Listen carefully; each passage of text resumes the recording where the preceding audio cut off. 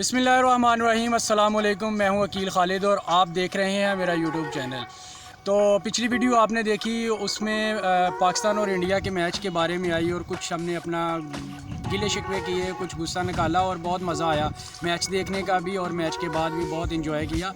तो आज मैं आपको एक स्पेशल वीडियो में लेके आया हूँ और एक स्पेशल वीडियो आज मैं आया हूँ पाकिस्तान और इंडिया के बॉर्डर के ऊपर, जो कसूर वाली साइड पे बॉर्डर लगते हैं, वहाँ पे आज मैं आके मेरा दिल चाहा कि वहाँ पे जाके आज वीडियो बनाई जाए और आपको एक तो गाँव की सैर भी कराई जाए और दूसरा कुछ मैच की, कुछ क्रिकेट की बातें की जाएँ। तो उसी लिहाज से आज आपको इंडिया की बॉर्डर पे लेके आया हूँ। आप मेरे पीछे देख रहे हैं, ये जो दरख्त आपको नज़र आ रहे हैं, ये इंडिया की बॉर्डर है, पाकिस्तान और इंडिया की बॉर्डर है। यहाँ से आगे आप जाएंगे तो इससे थोड़ी सी दूर आगे जाके इंडिया के गांव शुरू हो जाएंगे।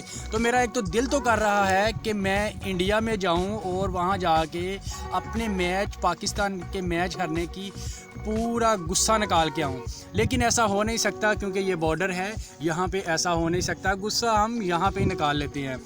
तो पीछे वाला मैच, इंडिया पाकिस्तान का मैच हार गए, जो भी हुआ मिट्टी पाओ, वो क्या कहते हैं, रात गई बात गई। अब हमने आगे देखना है, आगे जाना है कि आगे हमने वर्ल्ड कप किस तरह जीतना है और किस तरह विन करना है। हमारा जो अगला मैच आ रहा है वो पाकिस्तान और जिम्बाब्वे का मैच है। तो उसके बारे में बात करना चाह रहा हूँ कि पाकिस्तानी टीम को चाहिए, बाबर आजम को चाहिए कि पहले बैटिंग करें और कोशिश वो टॉस जीतें अगर तो वो पहले बैटिंग करें। पहले बैटिंग करने के बाद जिम्बाब्वे को अच्छा टारगेट दें, कम से कम 200 प्लस टारगेट दें और अच्छे रन रेट से जीतें। अगर हम अच्छे रन रेट से जीतते हैं तो इसका फ़ायदा हमें अगले वाले मैचों में और अगले राउंड में जाने का फ़ायदा होगा। तो ये छोटी टीम है और बल्कि तो T20 क्रिकेट में कोई भी छोटी टीम नहीं होती, ये सारी टीमें बड़ी होती हैं।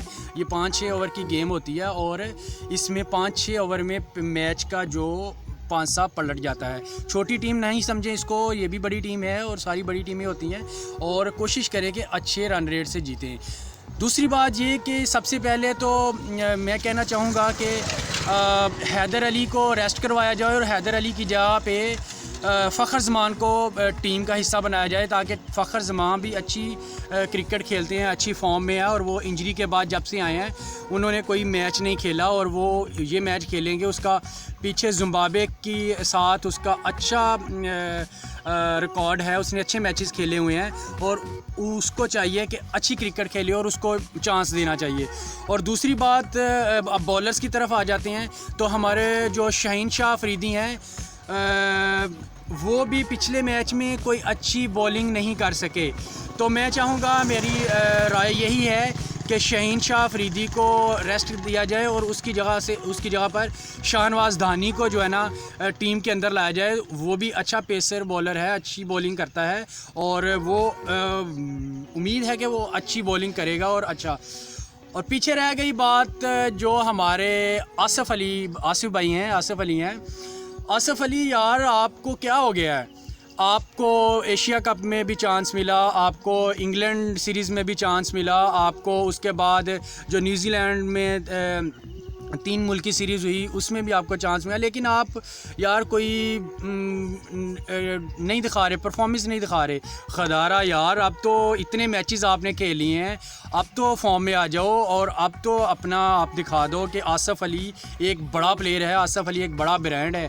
और कहा जा रहा था कि शाहिद अफरीदी के बाद जो उसका खला है, शाहिद अफरीदी का खला है, वो आसिफ अली पूरा करेगा, लेकिन ये खला पूरा होता हुआ नज़र नहीं आ रहा। तो ये चंद बातें थीं। इंशाल्लाह उम्मीद है कि अगले मैचेस में पाकिस्तानी प्लेयर, पाकिस्तानी टीम अच्छा खेलेगी और हम पाकिस्तानी अपनी टीम को पूरा सपोर्ट करेंगे और हम उनके साथ हैं। और इंशाल्लाह ये 2022 का वर्ल्ड कप ऑस्ट्रेलिया से हम इंशाल्लाह जीत के आएंगे। और इसी उम्मीद के साथ, इसी लगन के साथ पाकिस्तानी टीम को सपोर्ट करें और दुआओं में याद रखें और अपने प्लेयर्स को सपोर्ट करें और क्रिकेट को सपोर्ट करें। और हम भी चाहते हैं कि हमारी टीम अच्छी क्रिकेट खेले। हारना जीतना वो एक गेम का हिस्सा है, लेकिन यार जीतो अच्छे अंदाज से और हारो वो भी लड़के हारो। तो अच्छे अंदाज से क्रिकेट खेलो, अच्छी क्रिकेट खेलो। हमारी दुआएं आपके साथ हैं। पाकिस्तान अपना बहुत सारा ख्याल रखिएगा। पाकिस्तान जिंदाबाद। अल्लाह हाफिज़।